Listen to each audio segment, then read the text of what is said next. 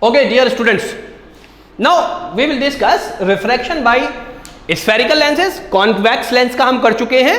अब हम concave lens कैसे रिफ्रैक्ट करता है रेस को वो देखेंगे. ओके, यहां पर भी हम पहले पैरेलल रे को डिस्कस करेंगे कि अगर कोई पैरेलल रे प्रिंसिपल एक्सिस से आती है तो क्या होगा. उससे पहले थोड़ी सी बात हम लेंस के बारे में कर लेते हैं. Okay, this is the lens. Okay, ये पहली सरफेस है. कैसी सरफेस है? ये बेसिकली स्फेरिकल सरफेस है. ये दूसरी सरफेस है, ये दूसरी स्फेरिकल सरफेस है. इस स्फेरिकल सरफेस का ये सेंटर ऑफ कर्वेचर है जिसको हम 2f1 कह रहे हैं. ये f1 हो गया, ये ऑप्टिकल सेंटर हो गया. इस रिफ्रैक्टिंग सरफेस का ये भी स्फेरिकल सरफेस है तो इसका सेंटर ऑफ कर्वेचर बेसिकली ये C2 है, दैट इज 2f2. और ये f2 हो गया. बाकी सारी चीजें आप जानते हैं. C1 और C2 को मिला दिया मैंने तो प्रिंसिपल एक्सिस बन गया. ये MN वो लाइन है जो वर्टिकल हिस्से में कॉनकेव लेंस को काट रही है या बांट रही है. ये लाइन प्रिंसिपल एक्सिस से जहां मिलती है उसको कहते हैं हम ऑप्टिकल सेंटर.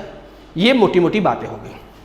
ये लेंस कॉनकेव लेंस कहलाता है और बेसिकली डाइवर्ज करता है रेस को, पैरेलल रेस को. तो इसलिए हम क्या बोलते हैं, डाइवर्जिंग लेंस. हर रे को डाइवर्ज करेगा. ये कैसे डाइवर्ज करेगा वो देखेंगे. तो सबसे पहले हम कौन सी रे स्टडी करते हैं? सबसे पहले हम स्टडी करेंगे पैरेलल रे अगर आ रही हो प्रिंसिपल एक्सिस से तो उसको ये क्या करेगा. ओके, एक पैरेलल रे बनाते हैं. पैरेलल रे हम ऐसे बना लेते हैं. Suppose this is a parallel रे. एक पैरेलल रे हम बनाते हैं और ये जो पैरेलल रे है इसका नंबर हम लिखते हैं सपोज 1. ओके, ये पैरेलल रे जा रही है और S1 से टकराती है, रेयर टू डेंसर मीडियम में जाती है. क्या होगा?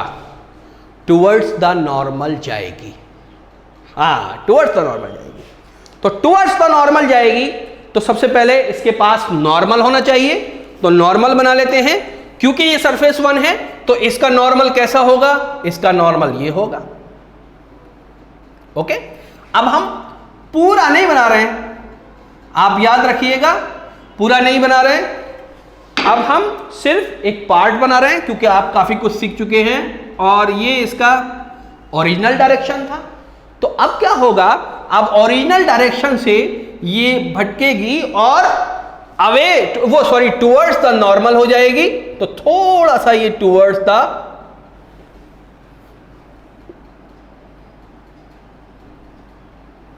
नॉर्मल हो जाएगी. सपोज ये ऐसे इसके अंदर रिफ्रैक्शन हो गया. ओके, अब ये इससे टकराई तो यहां पर एक नॉर्मल होना चाहिए. यहां पर नॉर्मल कौन बनाएगा? यहां पर नॉर्मल बनाएगी ये C2 सरफेस. तो यहां पर हमने नॉर्मल बना दिया तो नॉर्मल ये बना दिया. अब क्या होगा, ये अवे टू द नॉर्मल. ये डायरेक्शन इसका ओरिजिनल था. ये मैंने क्या बनाई? ये मैंने N2 बनाई. ये इसका ओरिजिनल डायरेक्शन था. अब अवे टू द नॉर्मल जब ये डेविएट होगी या मुड़ेगी तो ऐसा लगेगा हमें कि जैसे ये F1 से आ रही है. देखिए ध्यान से,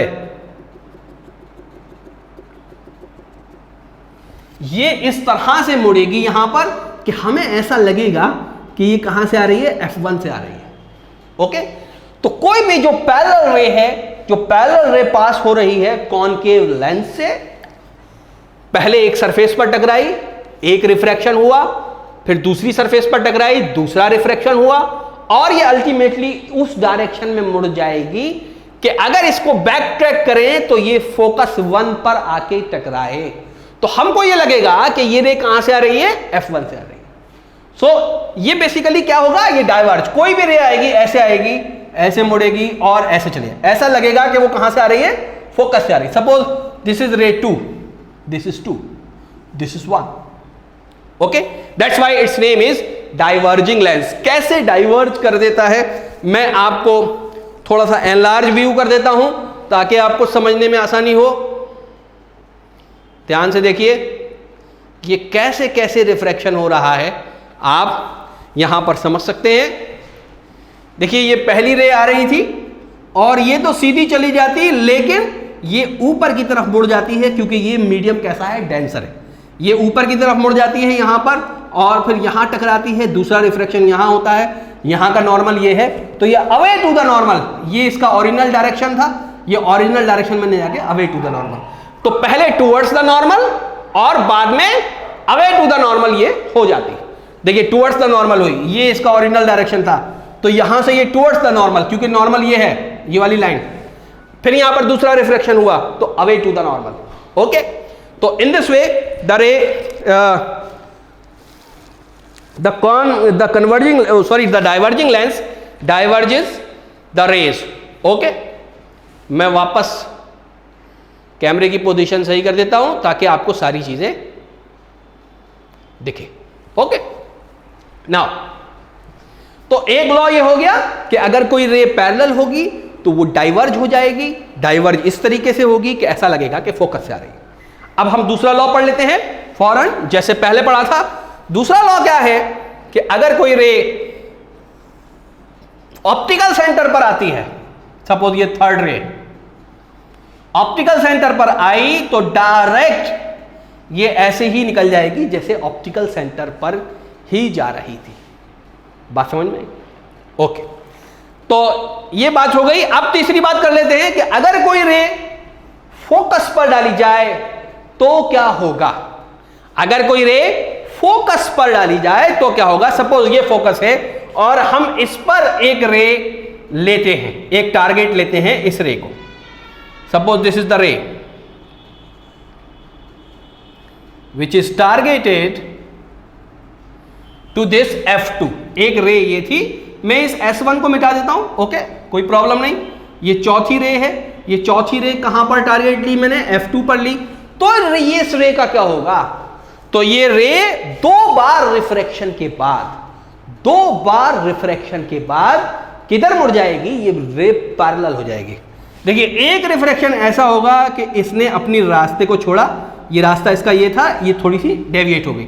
अब इसका नया रास्ता ये था, अब क्या होगा, ये और डेविएट होके पैरेलल हो जाएगी। बात समझ में आई?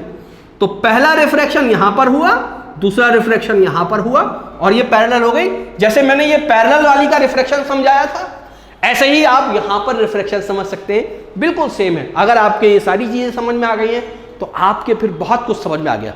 ये कॉनकेव लेंस कैसे डाइवर्ज करता है रेस को, आपके समझ में आई होप आ गया होगा, या कैसे कैसे रेस को ये हैंडल करता है।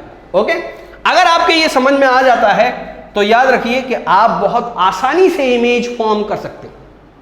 ओके, इसके फौरन बाद मैं इमेज फॉर्मेशन आपको समझाने वाला हूं। इसको बहुत अच्छे तरीके से समझने की कोशिश करिए। अगर आप अच्छे तरीके से समझ गए तो न्यूमेरिकल हो, चाहे थ्योरी हो, चाहे किसी भी तरह की ज्योमेट्रिकल फिगर हो, आप चुटकियों में उसको सॉल्व कर देंगे। ओके, ठीक है, इसको नोट कर लीजिए। Thank you very much.